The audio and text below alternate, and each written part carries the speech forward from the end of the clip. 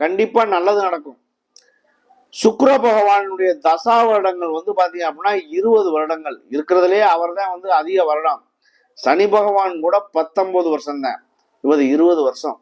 20 வருஷத்துக்குள்ள சாதகமா இருந்துச்சு அப்படின்னா நல்ல நிலைக்கு போயிடலாம்.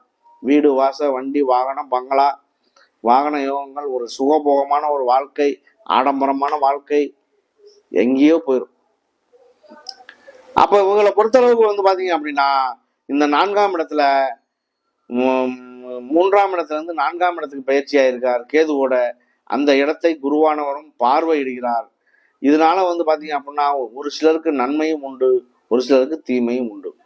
இந்த நிதானத்துடன் செயல்படுவது ஒரு நல்ல மாற்றத்தையும் தரும்.